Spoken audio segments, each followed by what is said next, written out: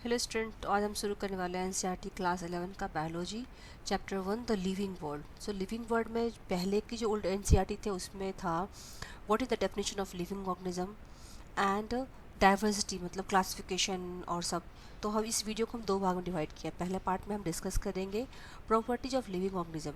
तो आप पूछो कि ये है ही नहीं एनसीईआरटी में तो हम क्यों पढ़ रहे हैं। हम इसीलिए पढ़ना है क्योंकि ये जो नीट का सिलेबस जो रिसेंटली अपलोड हुआ है उसमें उन्होंने क्लियरली बोला, जैसे कि ये जो सिलेबस है ये अक्टूबर 2023 में ही पब्लिश हुआ है और इसमें क्लियरली बोला गया है कि आपका जो सिलेबस होगा बायोलॉजी का उसमें जो फर्स्ट चैप्टर आप देखेंगे यूनिट 1 में, तो जब चैप्टर 1 है उसमें तो आपको ये भी पढ़ना है लिविंग। ये देखिए व्हाट इज़ लिविंग, जो कि स्किप हो गया न्यू एनसीईआरटी में, और उसके बाद क्लासिफिकेशन के बारे में जो कि बायनोमेनक्लेचर है और क्लासिफिकेशन का प्रोसेस है। तो इस वीडियो में हम स्टार्ट करने वाले हैं what is the meaning of living, क्योंकि इस एनसीईआरटी हमें इस तरह से पढ़ना कि हमें कुछ भी क्वेश्चन एनसीईआरटी से छूटे नहीं, क्योंकि एनसीईआरटी से यदि आप मल्टीपल डिवीजन करते हो तो obviously you can score more than 300 350 marks upon 360 marks. तो हमें इसको इस तरह से पढ़ना है कि छोटा सा कुछ इन्फॉर्मेशन, जैसे कि इस ब्रैकेट में भी दिया हुआ है, तो ये छोटा सा इन्फॉर्मेशन भी हमसे ना छूट जाए। समझ रहे हो, every part is very very important. तो मैंने बस एक सैम्पल के लिए रखा है, आप हर एक चीज़ को फर्स्ट बार सेकेंड बार गो थ्रू करो। तो यदि आप ये वीडियो देखते हो उसके बाद आप एनसीईआरटी पढ़ेंगे तो आपको बहुत हेल्प मिलेगा। तो इस वीडियो में हम डिस्कस करने वाले हैं कि लिविंग ऑर्गेनिज्म का प्रॉपर्टीज़ क्या है। तो जैसा कि मैंने बोला, हम यहाँ कुछ स्किप नहीं करने वाले हैं। यहाँ पे यूनिट 1 में जो 3 चैप्टर्स हैं हम 1 बाय 1 जाएंगे। तो पहला है आप एक छोटा सा टाइटल या कहीं पे भी कुछ लिखा हो उसको नोट करते जाओ। जैसे यहाँ पे मुझे ये इन्फॉर्मेशन बहुत इंपॉर्टेंट लगा अर्नेस्ट मेयर के बारे में, कि ये अर्नेस्ट मेयर से क्वेश्चन पूछा सकता है कि who is called Darwin of 20th century. Option number 1 2 3 Charles Darwin, Ernest Mayr. तो आप ये सब एक डेटा कलेक्ट करके एक शॉर्ट नोट्स बना सकते हो कि ये इंपॉर्टेंट है, वेरी इंपॉर्टेंट। और इन्हें ट्रिपल क्रोनोबायोलॉजी का भी उनको अवार्ड मिला था, क्योंकि तो 3 प्राइज़ मिला था, Balzan prize, international prize of biology और क्राफ्ट फूड प्राइज़।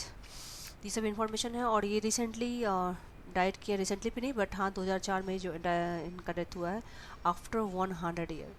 तो ये सब कुछ इंपॉर्टेंट है जिनका इनका कंट्रीब्यूशन काफ़ी इंपॉर्टेंट था इवोल्यूशनरी बायोलॉजी से। तो एक छोटा सा इंट्रोडक्शन हो गया। अब आते हैं मेन टॉपिक पे कि लिविंग मतलब होता क्या है। तो लिविंग का डेफिनेशन ये सब कैटेगरी पे हम डिवाइड करते हैं। अब इसमें एक आता है कि डिफाइनिंग प्रॉपर्टीज़ क्या है, मतलब ऐसा प्रॉपर्टीज जो 100% सिर्फ और सिर्फ लिविंग में ही होगा। मतलब ये सब तो लिविंग में होगा ही, जैसे ग्रोथ है, रिप्रोडक्शन है, ability of sense to environment है, मेटाबॉलिज्म है, ability to self replicate, self organise and interact, ये तो प्रॉपर्टी लिविंग में है ही। लेकिन डिफाइनिंग प्रॉपर्टीज आप देखोगे इंटरनेट पे या फिर क्वेश्चन में बहुत ही फ्रिक्वेंटली आस्क किया कि what is the meaning of defining property. So defining property वो प्रॉपर्टी होता है जो कि डिफाइन करता है कि 100% ये सिर्फ और सिर्फ लिविंग में ही होता है। और यदि हम ये बोलते हैं लिविंग क्रिएचर, तो इसका मतलब ये 100% प्रेजेंट होना चाहिए। तो एक एक करके हम एक एक प्रॉपर्टीज़ को डिस्कस करने वाले हैं। आते हैं फर्स्ट पॉइंट ग्रोथ के बारे में। तो ग्रोथ के बारे में आप क्या जानते हैं कि जो लिविंग प्रॉपर्टी जो होते हैं, लिविंग ऑर्गेनिज्म जो होते हैं वो ग्रो करते हैं। तो वेरी इंपॉर्टेंट कि ऑल लिविंग ऑर्गेनिज्म ग्रो, इसमें तो कुछ डाउट ही नहीं है। हर एक आदमी पहले ग्रो होता है, फिर एडोलसेंट, और फिर उसका सेनेसेंस स्टेज आता है, मतलब एंड, राइट। तो ये तो साइकिल ही है। Yes, every living organism grow. 1 minute में मार्क, ओके। तो ग्रोथ का मतलब होता है क्या? ग्रोथ का मतलब होता है increase in mass, increase in number of individuals. इसको बोलते हैं ट्विन कैरेक्टर ऑफ ग्रोथ। मतलब जब ग्रोथ की बात होती है तो हम दो चीज़ डिस्कस करते हैं, मास में इंक्रीज हुआ है और उसके नंबर ऑफ जो सेल्स है यदि बात किया जाए, या इंडिविजुअल है तो उसका ग्रो हुआ है। तो ये होता है twin characters.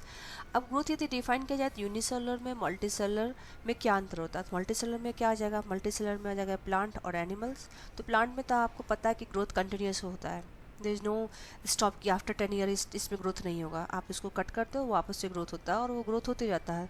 This is not limitation कि हाँ अभी वो नहीं होगा ग्रोथ। बट एनिमल में कुछ सर्टन एज पे ग्रोथ होता है। तो मल्टी सेलुलर ऑर्गेनिज्म जब ग्रोथ होता है वो कैसे होता है? सेल डिवीजन, सेल डिवाइड करता है और इंक्रीज इन नंबर होता है, इंक्रीज इन सेल मास होता है। तो अभी मल्टी सेलर को देखा जाए तो यहाँ पर रिप्रोडक्शन का मतलब कम्प्लीटली डिफरेंट रहता है। रिप्रोडक्शन मतलब production of new babies, new progeny, जो कि मोस्टली सेक्सुअल रिप्रोडक्शन से होता है हायर ऑर्गेनिज्म में। लेकिन आप यूनिसेलर ऑर्गेनिज्म की अगर बात करें, जैसे बैक्टीरिया या जो जो लोअर ऑर्गेनिज्म होते हैं, जितने भी आप देखोगे लोअर ऑर्गेनिज्म, उसमें क्या होता है, ग्रोथ मतलब होता है सेल डिवीजन या रिप्रोडक्शन। बेसिकली इसमें दोनों सेम ही होता है, बट यहाँ पे दीज एक्चुअली एक्सक्लूसिव इवेंट्स है। मतलब यदि आप मल्टीसेलर में देखो तो सेल डिवीजन और रिप्रोडक्शन मच्युअली एक्सक्लूसिव इवेंट है। मतलब हम ये नहीं बोल सकते कि सेल डिवीजन हो रहा है इसका मतलब रिप्रोडक्शन हो रहा है। सेल डिवीजन हो रहा है इसका मतलब हो सकता है कि वो बस एक सेल ग्रोथ हो रहा है, या फिर मान लीजिए वुंड एंड टीयर हो रहा है तो वहाँ पे ग्रोथ हो रहा है, बट रिप्रोडक्शन नहीं है। बट यदि लोअर ऑर्गेनिज्म की बात करें तो सेल डिवीजन मतलब रिप्रोडक्शन। यहाँ पे मच्युअली एक्सक्लूसिव इवेंट नहीं है, both are included in the same process. तो ये छोटे छोटे बात है जो आप बहुत डिटेल से आपको पढ़ना चाहिए एनसीईआरटी में। अब नेक्स्ट पॉइंट पे आते हैं। हम एनसीईआरटी में बताया कि इंक्रीज तो कुछ और इम्पॉर्टेंट बात यहाँ पे बताया गया क्या, जो इंक्रीज इन बॉडी मास होता है इसको ग्रोथ हम मतलब 100% लिविंग करेक्टर क्यों नहीं बोल सकते, क्योंकि कुछ नॉन लिविंग ऑब्जेक्ट भी होता है, उसके भी तो साइज में ग्रोथ होता है। जैसे मान लीजिए यहाँ पे एक माउंटेन है, राइट, एक माउंटेन है, या तो ये माउंटेन जो होता है कुछ साल के बाद कुछ डिपोजिशन हो गया तो ये फिर इसके ग्रोथ में बढ़ोतरी हो जाएगी तो ये बढ़ जाएगा। तो क्या हम ये बोल सकते हैं कि ग्रोथ जो है ये एक पैरामीटर है, इसके आप डिफाइन कर सकते हो कि सब लिविंग थिंग ही सिर्फ ग्रो करते हैं? नहीं, ये जो यहाँ पे नॉन लिविंग थिंग है यहाँ पे एक्सटर्नल अक्यूमुलेशन के थ्रू यहाँ पे ग्रोथ हो रहा है। तो नॉन लिविंग थिंग में क्या होता है, ये also grow if you take increase in body mass as a criterion. यदि आप बॉडी मास बढ़ रहा है इसके बेसिस पे लेते हो तो यहाँ पे नॉन लिविंग थिंग भी ग्रोथ पाई जाएगा। बट यहाँ प्रॉब्लम यहाँ पे डेफिनेट अंतर ये है कि अक्यूमुलेशन जो होगा मटेरियल ऑन द सर्फेस होगा, सर्फेस के ऊपर होगा। लेकिन लिविंग ऑर्गेनिज्म के बारे में बात करें तो ग्रोथ जो होता है वो फ्रॉम इनसाइड होता है। मान लीजिए कोई बच्चा है जिसका जो ग्रोथ आप देखेंगे बॉडी के इनसाइड हो रहा है, बाहर नहीं हो रहा है। तो तो ग्रोथ यदि हम बोलते हैं तो ये नॉन लिविंग थिंग और लिविंग थिंग में बहुत ज़्यादा कन्फ्यूजन कर रहा है। तो इसको हम बोलते हैं कि it is not taken as defining property of living organism. मतलब ये ऐसा प्रॉपर्टी नहीं है जिसको आप 100% मान लो कि ग्रोथ हो रहा था हम ये बोलेंगे लिविंग थिंग है, नहीं। तो ये ग्रोथ जो है हमारे लिस्ट से defining property of living organism में चला गया है। अब आते हैं सेकेंड पॉइंट पे, reproduction. yes, reproduction is a property which is occur in every living organism। मतलब होता ही है, कोई डाउट ही नहीं कि रिप्रोडक्शन नहीं होता है। अब रिप्रोडक्शन देखा जाए तो मल्टी सेलुलर ऑर्गेनिज्म में और यूनिसेलुलर ऑर्गेनिज्म में क्या डिफरेंस होता है, हमें हमेशा ऐसा चीज़ों को डिवाइड करके पढ़ना चाहिए कि जो समझने में आसानी होता है। तभी मल्टी सेलुलर ऑर्गेनिज्म में मोस्टली आप देखोगे जो हाई ऑर्गेनिज्म में है उसमें रिप्रोडक्शन जो होता है सेक्सुअली होता है। बट और भी जो कैटेगरी है जैसे इसके जो फंजाई होते हैं इसमें सेक्सुअल स्पोर्ट्स होते हैं तो प्रोड्यूस होता है। लो ऑर्गेनिज्म जैसे कि ईस्ट और हाइड्रा में बडिंग होता है। तो they are different different types होते हैं। यदि यूनिसेलुलर ऑर्गेनिज्म की अगर बात करें जैसे बैक्टीरिया, यूनिसेलुलर एल्गी, अमीबा, इसमें रिप्रोडक्शन जो होता है ये सिनोनिमस होता है ग्रोथ। अभी हमने जस्ट पिछले वीडियो में पिछले स्लाइड में डिस्कस किया था कि यहाँ पे ग्रोथ और रिप्रोडक्शन दो अलग चीज़ नहीं है, यहाँ पे बोथ आर सेम चीज, सेम थिंग। तो increase in number of cells and growth is same here in the bacteria. That's why the uses of these two terms, growth and reproduction, is very same. You cannot separate these two terminology. तो बात ये आती है कि क्या हम ये growth जो है सॉरी रिप्रोडक्शन जो है क्या ये हम बोल सकते हैं कि ये एक लिविंग कैरेक्टरिस्टिक्स का 100% प्रॉपर्टी है? मतलब यदि कोई रिप्रोड्यूस कर रहा है, मतलब नहीं कर रहा है या कर रहा है, ये डिफाइन करेगा कि ये लिविंग ऑर्गेनिज्म है। मान लीजिए कोई रिप्रोडक्शन नहीं कर रहा तो हम क्या ये बोल सकते हैं कि वो नॉन लिविंग थिंग है? तो चलिए एक एग्जांपल से समझते हैं। अच्छा, बिफोर डैट कुछ और भी इन्फॉर्मेशन दिया गया रीजनरेशन के बारे में। रीजनरेशन के बारे में इन्फॉर्मेशन ये दिया गया कि जो प्लानेरिया जिसको फ्लैटवर्म भी बोलते हैं, इसमें जो रीजनरेशन होता है, मैंने जैसा कि आप बोला एनसीईआरटी में कोई भी लाइन हम नहीं छोड़ सकते क्योंकि यही क्वेश्चन एक उठा कर दे सकता है कि एक ऐसा ऑर्गेनिज्म का नाम बताओ जिसमें कि ट्रू रीजनरेशन होता है। ट्रू रीजनरेशन मतलब क्या होता है कि आप इसके किसी भी बॉडी को फ्रेगमेंट कर लीजिए, उसका पूरा बॉडी जो है वो बन जाएगा और न्यू ऑर्गेनिज्म प्रोड्यूस हो जाएगा। तो this is called true regeneration. The fungi, the filamentous algae, the protonema of the moss easily multiply by fragmentation. यहाँ पे आप कोई भी इसका पार्ट लगा देंगे तो वापस से ये एक नया फंजाई प्रोड्यूस हो जाएगा। अब इम्पॉर्टेंट पार्ट हम ये डिस्कस करने वाले हैं आप से कि the organism which do not produce, जैसे म्यूल्स, स्लाइड वर्कर वीज, इनफर्टिलाइज ह्यूमन कपल्स, ये सब रिप्रोड्यूस नहीं करते हैं, तो हम ऐसा नहीं बोल सकते कि जो these organism are not a living thing, ऐसा नहीं बोल सकते हैं। इसीलिए reproduction also can not be an all inclusive defining characteristics of living organism. इसलिए इसको हम कभी भी एक लिविंग ऑर्गेनिज्म की कैटेगरी में हम डिवाइड नहीं कर सकते कि हाँ ऑल रिप्रोडक्शन है तो लिविंग ऑर्गेनिज्म ही होगा। तो हम अभी तक डिस्कस किए ग्रोथ के बारे में, और we have discussed about reproduction कि हम दोनों को हम डिफाइन नहीं कर सकते एज अ लिविंग ऑर्गेनिज्म। तो ये पॉइंट काफ़ी इम्पॉर्टेंट है। अब आते हैं नेक्स्ट पॉइंट पे कि मेटाबॉलिज्म। मेटाबॉलिज्म आखिर होता क्या है, हम बहुत डिस्कस करते हैं मेटाबॉलिज्म। मेटाबॉलिज्म होता क्या है, आपको पता है कि हमारा जो लिविंग बॉडी है वो सारे केमिकल्स बना है। हम लोग क्या है 70% water and remaining is the carbon, hydrogen, oxygen, nitrogen, तो ये सारा केमिकल्स ही तो है। अभी केमिकल्स में हमारा जो बॉडी है कुछ या तो नया कंपोनेंट बन रहा है या जो बड़ा कंपोनेंट है वो छोटे में टूट रहा है। तो ये केमिकल्स इधर वो बन रहे हैं या चेंज होते हैं इनटू सम अदर बायोमोलिकुल्स में। तो दिस कन्वर्जन, छोटे से बड़ा या बड़े से छोटा को हम मेटाबॉलिक रिएक्शन करते हैं। तो यहाँ पे दो पार्ट होता है, कैटाबॉलिक रिएक्शन और होता है एक एनाबॉलिक रिएक्शन। एनाबॉलिक रिएक्शन में क्या होता है, कोई चीज़ बन रहा है, मेकिंग प्रोसेस, और कैटाबॉलिक रिएक्शन होता है ब्रेकिंग प्रोसेस। फॉर एग्जांपल यहाँ पे एक एग्जांपल है रेस्पिरेशन का। इसमें क्या होता है, ग्लूकोज ब्रेक करता है और मिलता है एनर्जी और प्लस CO2। और एनाबॉलिक रिएक्शन क्या है, फोटोसिंथेसिस, जिसमें कि CO2 प्लस वाटर मिल के बनाता है ग्लूकोज एंड ऑक्सीजन। तो ये दो प्रोसेस है और हमारे बॉडी में बहुत सारे रिएक्शन जो हो रहे हैं, डाइजेशन, ये सब मेटाबॉलिक रिएक्शन में ही आते हैं। तो basically sum of the total और all chemical reaction occurring in our body is called metabolism. तो क्या ये सिर्फ लिविंग थिंग में होती है?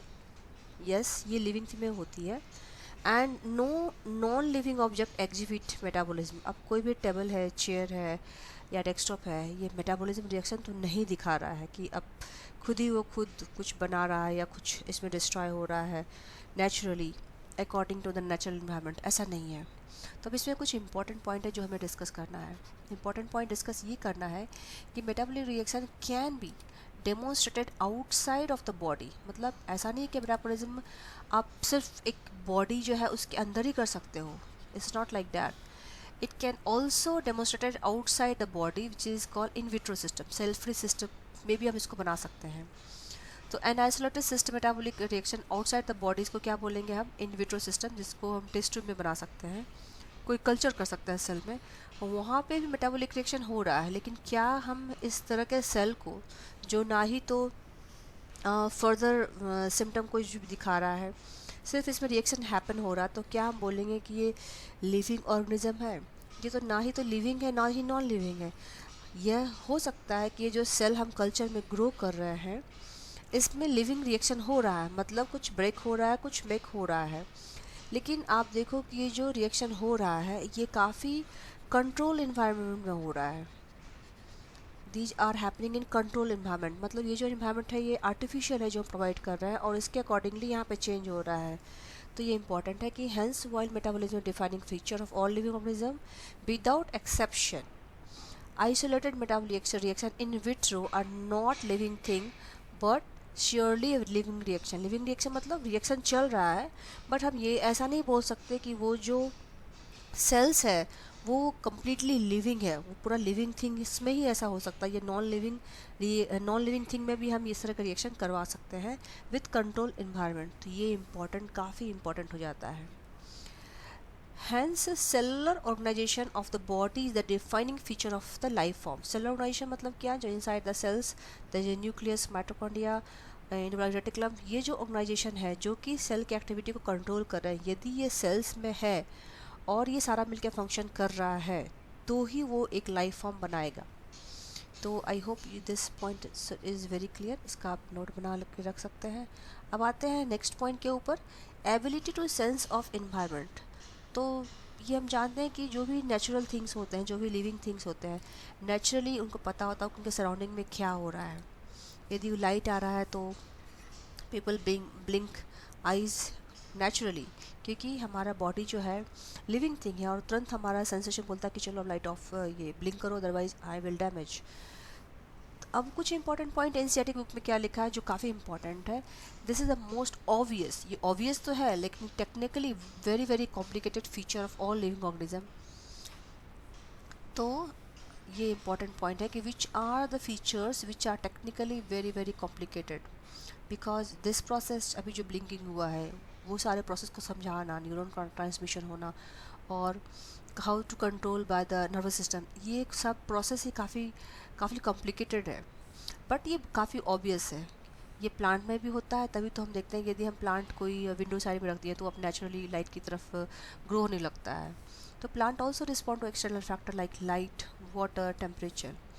All organism can sense and respond to the environmental cues और फैक्टर्स। जो भी है एनिमल्स, प्लांट ले लो, सभी के सभी जो है नेचुरली इन्वायरमेंटल सिस्टम लाइक तरह रिस्पॉन्ड करते हैं।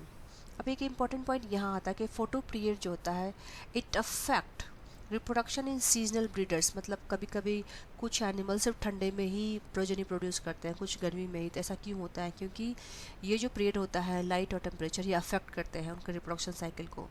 ये दोनों के लिए ट्रू है, प्लांट के लिए भी और सम एनिमल्स के लिए भी। और all organism handle the chemical entering, जो भी उसके बॉडी में एंटर कर रहा है वो उसका हैंडल ऑर्गेनिज्म खुद करता है, उसका बॉडी स्ट्रक्चर ऐसा मेंटेन है। That's why they are aware of their surroundings. अभी ह्यूमन बींग का बहुत इंपॉर्टेंट बात है कि human being is the only organism who is aware of himself, means self consciousness. तो ये कॉन्शियसनेस जो है मतलब बाहर क्या हो रहा है, आप कितने कॉन्शियस हो कि स्टिमुली आएगा तो हम ये आइज को ब्लिंक करेंगे, कुछ हॉट है तो अपने आप वो हीट हटा लेंगे। तो ये जो कॉन्शियसनेस है therefore become the defining property of living organism. अभी ये जो प्रॉपर्टी है कॉन्शियसनेस का कि सराउंडिंग में क्या हो रहा है, ये सिर्फ लिविंग थिंग ही कर सकता है। ये कोई भी नॉन लिविंग थिंग से पॉसिबल ही नहीं है कि आप यहाँ पे एक टेबल है यहाँ पे हॉट रखो तो टेबल अपने आप हट जाएगा, ऐसा पॉसिबल नहीं है। तो this is the third point. अब आते हैं वेरी इंपॉर्टेंट लास्ट पॉइंट की ओर, ability to self replicate, self organise and interact. This is the defining feature of the living property. इसको थोड़ा डिस्कस करते हैं डिटेल से। All organism are there because they are property of interaction. यदि हम बात करते हैं एक टिश्यू को, तो टिश्यू मेडअप होता है सेल से, और एक टिश्यू जो भी आप ले लोगे जैसे हार्ट का टिश्यू या मसल का टिश्यू, वो अपने आप में वर्क नहीं करता है, वो जो मल्टीपल सेल्स से बने होते हैं, राइट, दीज सेल्स इंटरैक्ट और सारे इंटरेक्शन के बाद एक टिश्यू अच्छे से फंक्शन करता है। अब ये सेल कैसे काम करता है? सेल्स में जो ऑर्गेनल होते हैं माइटोकॉन्ड्रिया, रेटिकुलम, ये आपस में इंटरेक्ट करते हैं और सेल फंक्शन करता है। तो ये जो भी कंपोनेंट इंटरेक्शन करने के बाद वो फंक्शन करते हैं, तो या तो सेलुलर ऑर्गेनल्स एक सेल के लिए या टिश्यू के लिए एक सेल जो होता है आपस में इंटरेक्ट करते हैं। तो these interaction results an emergent property of higher level of organization. This phenomena is true hierarchy of the organizational complexity of all levels। चाहे आप सेल के बारे में बात करो, टिश्यू के बारे में बात करो या मल्टी सेलुलर ऑर्गेनिज्म में बात करो, ये सभी के लिए ट्रू है कि कोई भी लिविंग ऑर्गेनिज्म जो होते हैं वो सेल्फ ऑर्गेनाइज होते हैं, उसके जो कंपोनेंट होते हैं वो इंटरेक्ट होते हैं, और यहाँ पे कोई एक्सेप्शन नहीं है। तो very important, living organism are self replicating, evolving and self-regulating interactive system capable of responding to the external stimuli। तो ये हमारा लिविंग ऑर्गेनिज्म का अभी तक का सबसे बेस्ट डेफिनेशन है कि उसको सेल्फ रेप्लिकेट करना चाहिए, विद द टाइम इवॉल्व होना चाहिए, सेल्फ रेगुलेट होना चाहिए, और जो एक्सटर्नल स्टिमुलाई है उसके प्रति उसको रिस्पॉन्ड करना चाहिए। तो अब आते हैं कुछ अदर इम्पॉर्टेंट पॉइंट के बारे में कि बायोलॉजी क्या है। अभी क्वेश्चन आ सकता है what is biology? It is a living thing, living creature, no there can be multiple option. तो एनसीईआरटी में डेफिनेशन इसका बहुत अच्छे से 2-3 दिया हुआ। तो biology is the story of life on earth. What is biology? Biology is the story of evolution of living organism on the earth. Story of life on the earth है, evolution of living organism on the earth है। तो all living organism present, past and future are linked to one another by sharing some common genetic material but to varying degree. ये important point है कि biology क्या है। यदि कुछ option दिया जाए तो हमें ये सब ऑप्शन को भी हमें अच्छे से ढूंढना होगा कि अच्छा ये ऑप्शन है क्या, story of evolution of living organism on the earth है क्या, या story of life on the earth है क्या, तो ये सब बायोलॉजी। अब मुझे ये जानना है कि ये जो सेशन है हमारा, क्या आपको 100% समझ में आया है। इसको टेस्ट करते हैं कुछ क्वेश्चन से, और इसका जवाब आप मुझे नीचे कमेंट में डाल सकते हैं। चलिए कुछ क्वेश्चन ये है कि क्वेश्चन नंबर 1 जो मैंने यहाँ रखा है वो ये है कि find out the wrong statement. First, increase in mass, increase in number of individual are twin characteristics of growth. क्या ये सही है? Growth, reproduction, ability to respond are the only unique feature of living organism. A and B both, and D, metabolism, ability to self-replicate, self-organize are the unique feature of all living organism। तो इसमें wrong statement क्या है वो पता करना। Question number 2 बोल रहा है in dash of high organism and plant dash and are dash are mutually events. Option number A B C D, ये सारा जो हमने डिस्कस किया है उसमें से ही ये सब क्वेश्चन है। तो प्लीज़ इसका आंसर आप कमेंट में लिखिए। यदि आपको डाउट होता है तो I will help you over there, क्योंकि मुझे ये जानना है कि ये जो वीडियो मैंने बनाया है ये आपके लिए कितना हेल्पफुल है। Growth is not considered as defined property of living organism, इसको नोट डाउन कर लीजिए। नेक्स्ट क्वेश्चन है growth is the characteristics of dash, living system, living organism, non living, B and C. Select one correct combination. Plant, limited cell division, animal cell division throughout lifespan in all type of cells. Unicellular organism growth represented by microscope, living organism external growth. And the last one, in dash organism, dash is synonymous with dash. Option है A B C D। तो next video में हम discuss करेंगे इसके second part को, जो कि है हमारा biodiversity. So thank you for watching. Let me know if you have any doubt.